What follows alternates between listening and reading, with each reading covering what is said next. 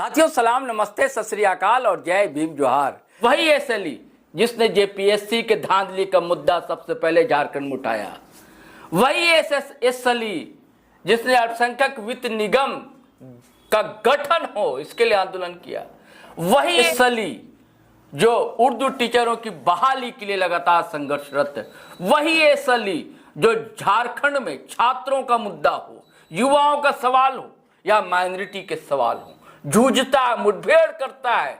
सिर्फ फेसबुक पर पोस्ट नहीं लिखता है, सिर्फ नेताओं के साथ तस्वीरें वायरल नहीं करवाता है, बल्कि सड़क पर उतरता है, रैली करता है, जलसा करता है, धरना देता है, प्रदर्शन में शरीक ही नहीं होता, अगुवाई करता है। सिर्फ यही नहीं, जामताड़ा भी पहुंच जाता है, तो कभी संताल पहुंच जाता है, कभी कोयांचल पहुंच जाता है।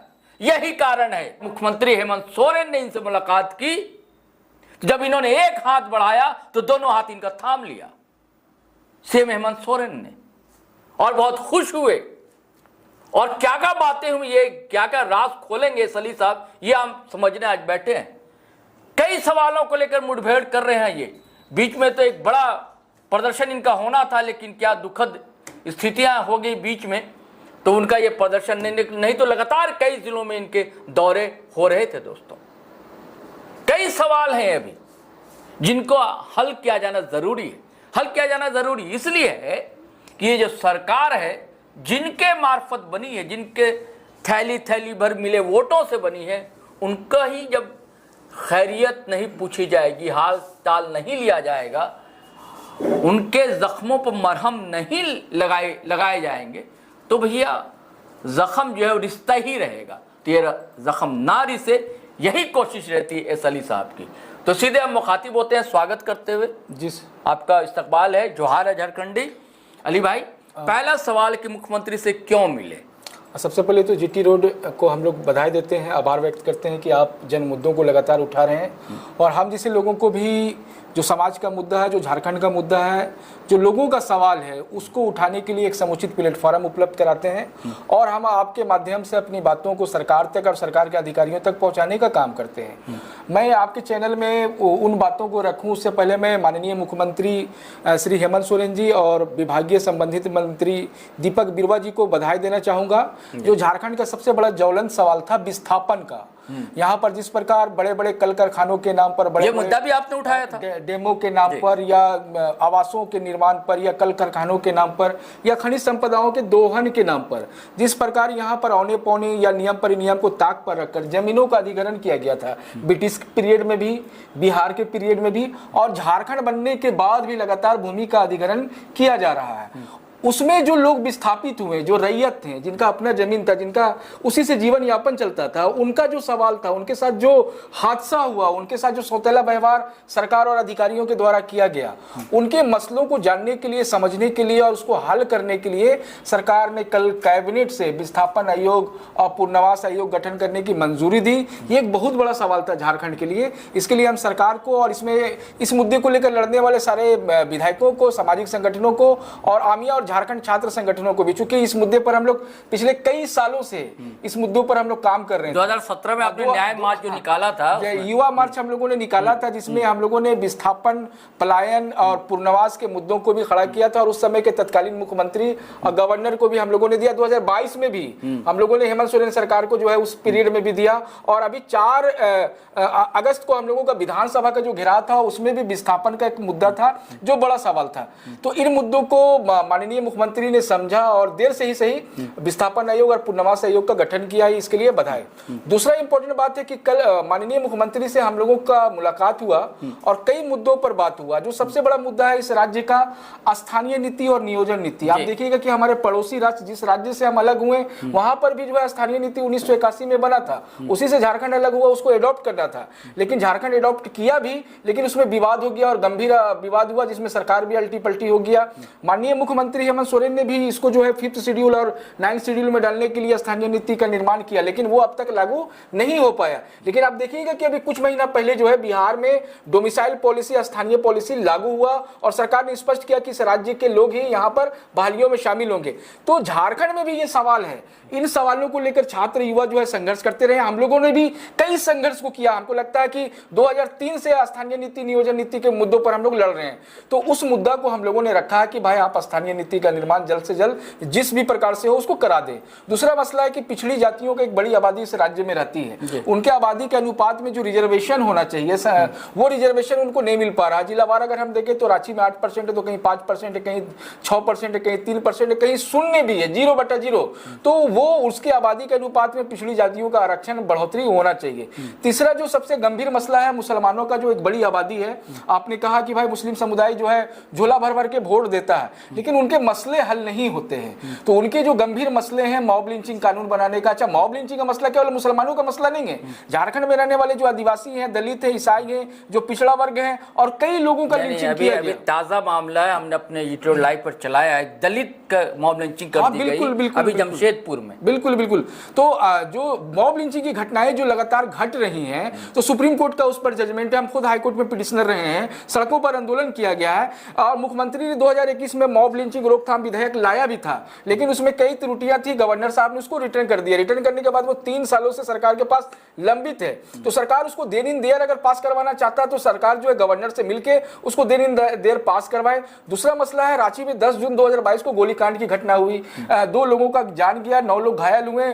पीड़ितों को न्याय मिलने के बजाय उन पर एफआईआर हो गया, कई थानों में एफआईआर हुआ। 47 से ज्यादा लोग जो है नामजद है, 10,000 अज्ञात लोग हैं। ये मामला पर जो है माननीय मुख्यमंत्री ने जांच कमेटी 2 सदस्यीय हाई लेवल बनाया था, लेकिन जांच कमेटी का क्या रिपोर्ट आया उसका कुछ अता पता नहीं चला। माननीय उच्च न्यायालय में भी मामला है, गवर्नर साहब ने भी उस समय टिप्पणी किया था कि पुलिस के द्वारा जो है भीड़ को रोकने के लिए आंसू गोला का इस्तेमाल नहीं किया गया, पानी का बछौरा का इस्तेमाल नहीं किया, जो प्रक्रिया उसका पालन नहीं किया गया। अंधाधुंध गोलियां चलाई गई, कई लोग घायल हुए, मारे गए 2 लोग। तो उस पर न्याय मिलना चाहिए, जो दोषी पुलिसकर्मी उस पर कार्रवाई होना चाहिए। और जो नामजद, जो निर्दोष लोग हैं 47 लोग, उनका ऊपर जो एफआईआर हुआ है, तो खुट्टी पत्थरगढ़ी केस के तर्ज पर उनका भी एफआईआर को समाप्त किया जाना चाहिए था। ये मसला है। अभी झारखंड सीएम से किस संबंध में? हाँ, इन्हीं मुद्दों पर सारी बात हुई। हम लोगों ने उनको राइटिंग में लिख के भी दिया और मौखिक भी बात हुई। झारखंड कर्मचारी चयन आयोग के द्वारा सहायक आचार्य का परीक्षा लिया गया। आप देख रहे होंगे कितनी धांधलियां हुई हैं, बहुत सारी धांधलियां। नियम परिनियम ताक को रखकर जो है वो परीक्षाओं का आयोजन किया गया। एक अभ्यर्थी को 4 जिला में परीक्षा में शामिल होना पड़ा। और तो और आपको मैं बता दूं कि 2022 में नियमावली कुछ था, 23 में आपने 2 संशोधन कर दिया। उससे पहले भी जो है आपने 12 में नियमावली बनाया।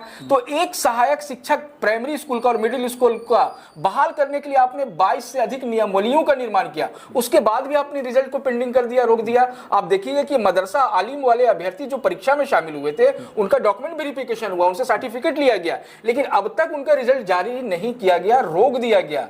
तो ये एक गंभीर सवाल है कि मदरसा डिग्री जो आलिम जो बीए के समकक्ष, ग्रेजुएट के समकक्ष, जो आपका देखिएगा कि टेट पास किए हैं, टेट पास करने के बाद परीक्षा में शामिल हुए, सारी प्रक्रियाओं को उन्होंने अपनाया, वो उत्तीर्ण हुए, डीबी हुआ, फिर आप रिजल्ट क्यों नहीं दे रहे हैं? तो ये मसला है। दूसरा जो है फाजिल डिग्री, जिसको एमए के समकक्ष बिहार और झारखंड में माना गया है, उनको माध्यमिक आचार्य उर्दू विषय के पद पर बहाली करने का जो बहाली हो रहा है, उसमें उनको अवसर नहीं दिया गया कि आप परीक्षा में शामिल हो सकते, उनको रोक दिया गया। झारखंड में आलिम फाजिल की परीक्षाओं पर रोक लगा हुआ है। उसका परीक्षा यूनिवर्सिटी से कराना था। 2017 में उच्च शिक्षा विभाग ने इस पर निर्देश जारी किया था, रांची यूनिवर्सिटी को अधिकृत किया गया था। अब तक उस पर निर्णय नहीं हुआ। और जैक जो परीक्षा ले रहा था, जैक ने इस साल से रोक लगा दिया कि हम आलिम और फाजिल का परीक्षा नहीं लेंगे। तो इन मसलों को हल कैसे होगा? माननीय मुख्यमंत्री को बताया गया है। माननीय मुख्यमंत्री ने कहा है कि भाई मदरसा डिग्री का जो मसला है उसको दिन इन देर का हल करेंगे। अब बाकी मसलों पर भी उन्होंने आश्वासन दिया, भरोसा दिया कि इन मामलों पर भी हम काम करेंगे। उसके अलावा और भी कई सवाल थे, उन सवालों को भी हम लोगों ने रखा कि भाई 3712 जो उर्दू टीचर का पद है, जिसको आपने बदलकर जो है सहायक आचार्य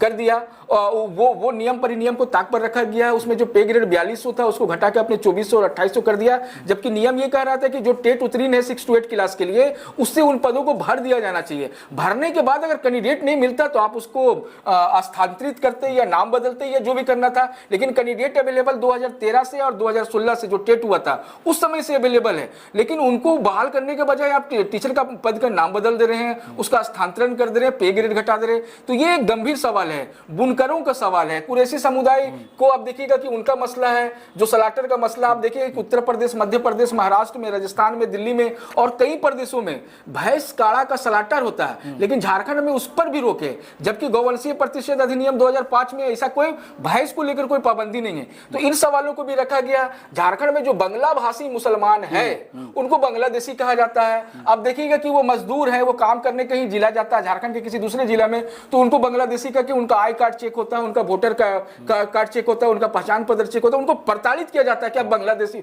अरे भाई वो बांग्लादेशी नहीं, बांग्ला भाषी मुसलमान है। और लोगों को जानकारी होना चाहिए किसी जमाने में ये बंगाल ही था, बंगाल प्रांत ही था।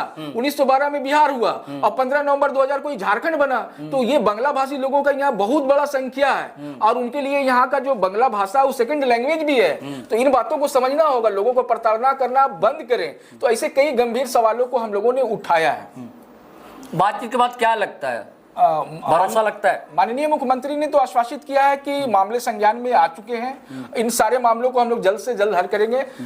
माननीय मुख्यमंत्री का जो बॉडी का लैंग्वेज था, जो एक्टिविटी था, उससे लग रहा था कि वो मसलों को हल करेंगे और अभी विस्थापन वगैरह का मसला भी उन्होंने हल किया है। हम लोग ये मान के चलते हैं कि हमारे मसलों को भी हल किए जाएंगे और अगर नहीं किया जाता तो आपको तो मालूम है कि 4 अगस्त को हम लोग विधानसभा का घेराव करने जा रहे थे, ये आगामी जो सदन चला उससे पहले। तो जो शीतकालीन सत्र चलेगा हम लोग इन सवालों को लेके जाएंगे सदन में, सदन के बाहर में हम लोग बात रखेंगे और सदन के अंदर में भी इन मामलों को हम लोग उठवाने का काम करेंगे। एस अली साहब बहुत खुश है, हर्षित है, आनंदित है, क्योंकि आश्वस्त भी हैं, इसलिए कि सीएम हेमंत सोरेन ने बहुत आश्वासन दिया, इन आश्वस्त किया है, घबराइए नहीं, संज्ञान में चीजें आ गई हैं, सारे मसले हल किए जाएंगे।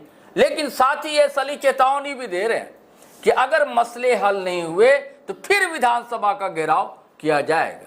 अब देखिए, गेंद जो है सरकार के पाले में है, देखने की बात होगी साथियों।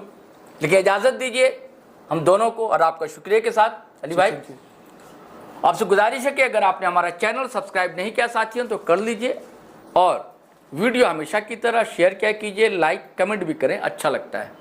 हम लोग की साइट भी है GT.live.com, उसे भी क्लिक क्या करें, वहाँ खबरें आपको अपडेट मिलेंगी और फेसबुक पर भी आए, अच्छा लगता है। इजाज़त दीजिए। जय हिंद, जय भारत।